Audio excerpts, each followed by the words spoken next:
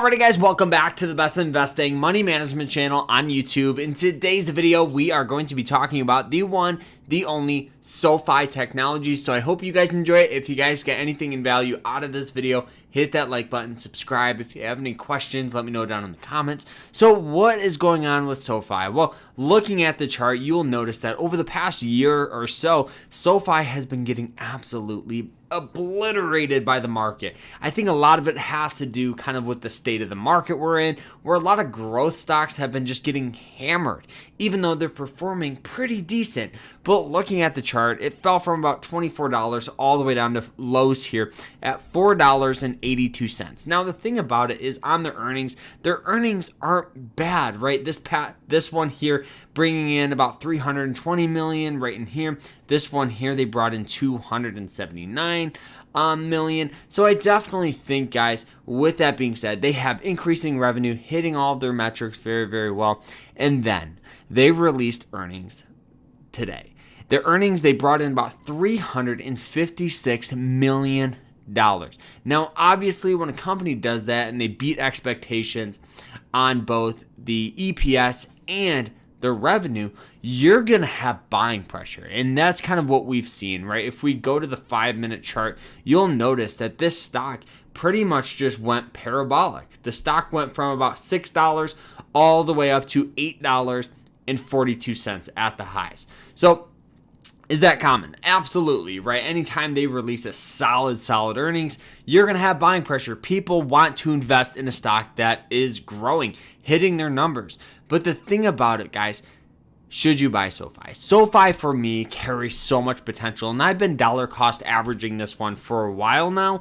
But answering that question of should you buy SoFi, the average analyst price target for SoFi is rated about $20. So meaning that if that just say I'm wrong with this stock hitting $30 or $40, if that just say those analysts are right, you're doubling your money and then some. On top of that, SoFi is a fintech company. They compete with banks, online banks. They compete with Robinhood, all brokers. They have a loan refinance. They have a student loan refinance.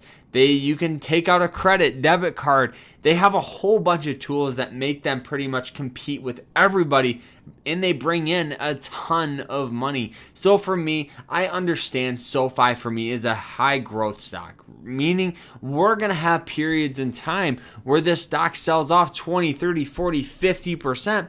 Before we see those returns. And I definitely think that's kind of what we saw. If they would have announced this same earnings and the market didn't get absolutely obliterated this year, I think the stock would be back up here at highs at $24, $25 a share. It's just we've seen a lot of sell-off due to the state of the market and economy we have with high inflation, high interest rates, and just the general S&P 500 selling off. So for me, I think the best strategy for SoFi is going to be dollar cost averaging, because yes, with all the great things SoFi has, it's still very, very volatile, meaning that it goes up and down at rapid rates. And lately, this thing is on a downward trend. But I definitely think that reversal has already started, where we've seen, if we actually draw it out, where we see this thing slowly starting to creep its way up, right? That trend line is now that new reversal.